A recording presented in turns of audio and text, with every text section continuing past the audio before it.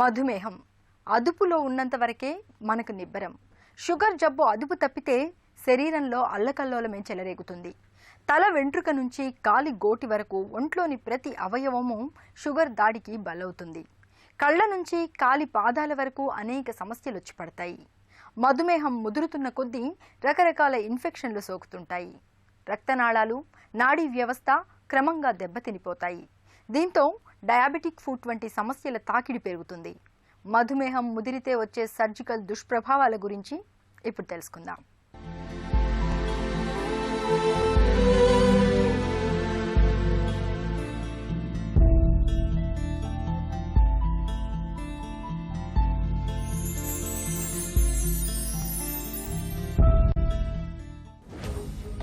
సాధారణంగా మధుమేహం వచ్చిన తరువాత మొదటి 10 ఏళ్ల పాటు పైకి పెద్దగా ఎలాంటి దుష్ప్రభావాలు ఉండవు.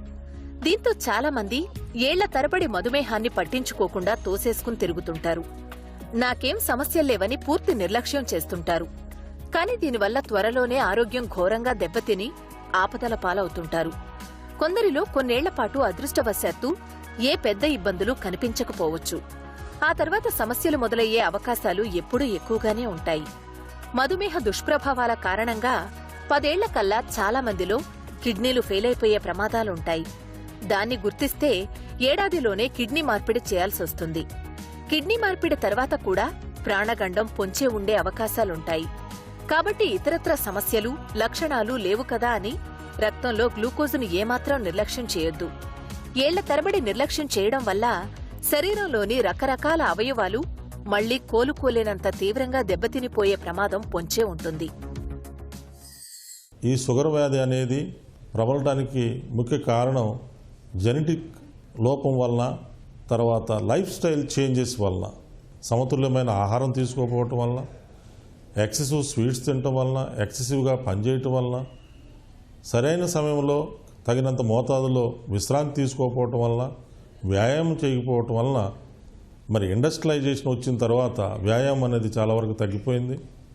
కార్పొరేట్ కల్చర్ వచ్చిన తర్వాత స్కూల్స్ అన్నీ కూడాను మరి గదుల్లోనే పాఠశాలలు నిర్వర్తించడం, తగినంత వాళ్ళకి ఆడుకోవటానికి ప్రాంగణం లేకపోవటం వల్ల పిల్లల్లో కూడా డయాబెటీస్, ఈ షుగర్ వ్యాధి, చక్కెర వ్యాధి అనేది మరి చాలా బాగా ప్రబలుతుంది.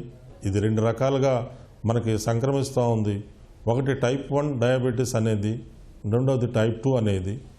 జీన్స్ ప్రభావం వలన, పుట్టుకతోనే ప్యాంక్రియాటిక్ డిఫెక్ట్స్ వలన వచ్చేది టైప్ 1 డిసీజ్. అది చిన్నపిల్లల నుంచే ఉంటుంది. టైప్ 2 అనేది 40-45 సంవత్సరాలు వచ్చిన తర్వాత జీన్స్లో మార్పు వలన వచ్చేది లైఫ్ స్టైల్ డిసీజ్ అంటాం దీన్ని. ఫాస్టింగ్ షుగర్ లెవెల్స్ 110 మిల్లీగ్రామ్స్ కన్నా ఎక్కువగా ఉంటుంది. ఆహారం తిన్న తర్వాత 180 నుంచి పైనే ఎక్కువ షుగర్ ఉంటుంది. వాళ్ళనే డయాబెటీస్ అని మనం అంటాం. ఒక్కోసారి ప్రెగ్నెన్సీలో కూడాను షుగర్ వ్యాధి టెంపరీగా వస్తుంది. ఆ తర్వాత దానికి అదే సెట్ అవుతూ ఉంటుంది. దాన్ని జెస్టేషనల్ షుగర్ అని చెప్పేసి, డయాబెటీస్ అని చెప్పేసి అంటాం. ఈ వ్యాధిని కంట్రోల్ చేసుకోవటం చాలా సులభం. అదేంటంటే అన్నీ తినొచ్చు, కానీ తక్కువ మోతాదులో ఎక్కువ సార్లు తిని సరైన ఆహార పోషకాన్ని కూడాను శరీరానికి ఇవ్వాల్సిన బాధ్యత మంది. ముందు దశలో ఎవరికైతే ఫ్యామిలీ హిస్టరీ ఆఫ్ డయాబెటీస్ ఉందో, లేకపోతే 45 సంవత్సరాల తర్వాత ఎక్కువ ఆకలి వేయటం, ఎక్కువ దాహం వేయటం, శరీరం ఎంత తిన్నా కూడాను ఆకలిగా ఉండటం, శరీరంలో బరువు కోల్పోవటం, ఇలాంటివి ఉంటే తప్పకుండాను మరి వైద్యుడిని సంప్రదించాలి. శరీరంలో ఉన్న ఇన్సులిన్ ప్రొడక్షన్కి, శరీరంలో మనం అందిస్తున్న గ్లూకోజు డిస్పారిటీ డయాబెటీస్ కాబట్టి ఎక్కువ ఇన్సులిన్ సెక్రీట్ అవ్వాలి అని అంటే తప్పకుండా మనం వ్యాయామం అనేది చేయాలి. వ్యాయామం చేయటం వలన గ్లూకోజ్ యూటిలైజేషన్ ఎక్కువ అవుతుంది. కండరాలు కూడా గ్లూకోజ్ని ఎక్కువగా ఉపయోగించుకుంటాయి. ఇన్సులిన్ కూడా ఎక్కువ ప్రొడ్యూస్ అవుతుంది. ప్యాంక్రియాస్ అనే గ్రంథి కూడాను యాక్టివ్గా పనిచేయటం వలన, దానికి రక్త పరిరక్షణ ఎక్కువగా ఉండటం వలన ఇన్సులిన్ లెవెల్స్ ఎక్కువగా సెక్రీట్ అయ్యి మనం తీసుకున్న ఆహారంలో షుగర్ని కంట్రోల్ చేయడానికి బాగా ఉపయోగపడుతుంది. డయాబెటీస్ ఉన్నవారిలో 25% మంది పాదాల మీద పుళ్లుతో బాధపడుతూ ఉంటారు. వీటి కారణంగా పాదాలను తీసివేసే ప్రమాదం కలగవచ్చు. ఈ డయాబెటిక్ ఫుట్ వల్ల ప్రపంచవ్యాప్తంగా ప్రతి 30 సెకండ్లకొక పాదాన్ని యాంపుటేట్ చేసి తొలగిస్తున్నారని గణాంకాలు చెబుతున్నాయి. డయాబెటిక్ ఫుట్తో కాంప్లికేషన్స్ రాకుండా చిన్నపాటి జాగ్రత్తలు తోడ్పడతాయి. మామూలుగా చర్మం ఎండిపోవడం, ఆనెలు, చర్మం చిట్లడం, చర్మం మీద పులుసుల్లా రావడం, పుళ్లు ఏర్పడడం, గట్టి చర్మం బొటనవేలు ఒకవైపుకి వంగిపోయినట్లున్నా జాగ్రత్త పడాలి. చాలా కాలం డయాబెటీస్తో బాధపడుతుంటే క్రమంగా నరాలు, రక్తనాళాల వ్యవస్థలు దెబ్బతినవచ్చు. దీంతో డయాబెటిక్, పెరిఫెరల్ న్యూరోపతి లేక పెరిఫెరల్ వాస్క్యులోపతి రావచ్చు. మన శరీరంలో పొడవాటి నరాలు, రక్తనాళాలు ఎక్కడుంటాయి? పాదాలలో. కాబట్టి ముందవి దెబ్బతినడం ప్రారంభిస్తాయి. న్యూరోపతిలో పాదాల పట్టుత్వం, నొప్పి లాంటివి దెబ్బతిని నడకలో ప్రత్యేక ఇబ్బందులొస్తాయి. ముందు స్పర్శ మరీ ఎక్కువగా ఉండొచ్చు. క్రమంగా పూర్తిగా లేకుండా పోవచ్చు. అన్కంట్రోల్డ్ షుగర్ ఉన్నప్పుడు ఇది నరాల మీద ప్రభావం చూపిస్తుంది, రక్తనాళాల మీద ప్రభావం చూపిస్తూ ఉంటుంది. సో ఈ రక్తనాళాలలో 2 రకాలైన రక్తనాళాల మీద ప్రభావం చూపిస్తుందండి. ఒకటేమో మ్యాక్రో యాంజియోపతి అనేది, రెండోది మైక్రో యాంజియోపతి అనేది. మ్యాక్రో యాంజియోపతి అంటే హార్ట్కి రక్తనాళాలు సరఫరా చేసే రక్తనాళాలైన ఆర్టరీస్ని మరి ఎక్కువ షుగర్ ఉండటం వలన వీటిల్లో ఎథెరోస్క్లెరోసిస్ అనేది తొందరగా వచ్చి ప్లాక్స్ లాగా డెవలప్ అయి స్లోగా రక్త ప్రసరణ తగ్గించడం వలన హార్ట్ అటాక్స్ అనేవి వస్తాయి. అదేవిధంగా కాళ్ళు కూడాను చాలా ఎక్కువగా ఎఫెక్ట్ అవుతాయి. స్మోక్ చేసేవాళ్ళు, ఆల్కహాల్ తీసుకునే వాళ్ళకి డయాబెటీస్ 3 రెట్లు 4 రెట్లు ఎక్కువ విష ప్రభావాన్ని చూపిస్తూ ఉంటుందండి.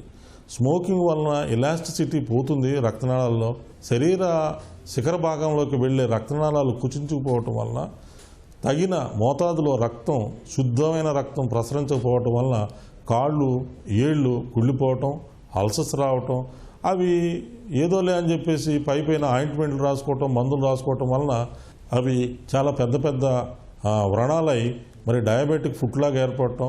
ఎప్పుడైతే షుగర్ లెవెల్స్ ఎక్కువ అవుతాయో, లేదనంటే ఎప్పుడైతే మరి లాంగ్ స్టాండింగ్గా కూర్చొని ప్రయాణాలు చేయటం వలన కాళ్ళు వాసినప్పుడు చాలా వరకు మన వాళ్ళు ఏం చేస్తారంటే కాళ్ళు వాసింది కదా అని వేడి నీళ్ళు, చన్నీళ్ళు పెడతారండి. అది చాలా తప్పు.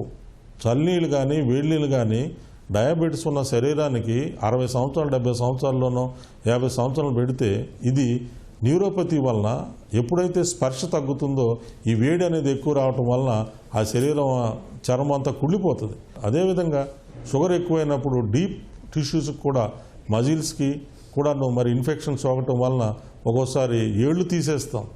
ఏళ్ళ దగ్గరతో ఆకపోతే కాలు తీసేస్తాం, కాళ్ళ దగ్గరతో ఆకపోతే మోకాల పైకి కూడాను ఆపరేషన్ చేస్తాం. ఎందుకంటే ఈ సెప్సిస్ అనేది, ఈ సెప్టిక్ ఫోకస్ అనేది తీయకపోతే ఇది శరీరం మొత్తం మీద కూడాను ప్రభావం చూపించేసి సెప్టిసిమియా అనే వ్యాధితో మరి కిడ్నీలు కోల్పోవటం కానీ, లేకపోతే హార్ట్లో ప్రాబ్లం రావటం కానీ, లేకపోతే లంగ్స్లో నింబు చేయటం వల్ల కానీ ఏదో ఒక దాని వలన మల్టీ ఆర్గాన్ డిస్ఫంక్షన్ అంటాం. సో మల్టీ ఆర్గాన్స్ ఎఫెక్ట్ అవ్వటం వలన బాడీలో తప్పకుండాను ఈ పేషెంట్ అనేవాళ్ళు చనిపోవడానికి 20 to 30% కారణాలు అవుతూ ఉంటాయి.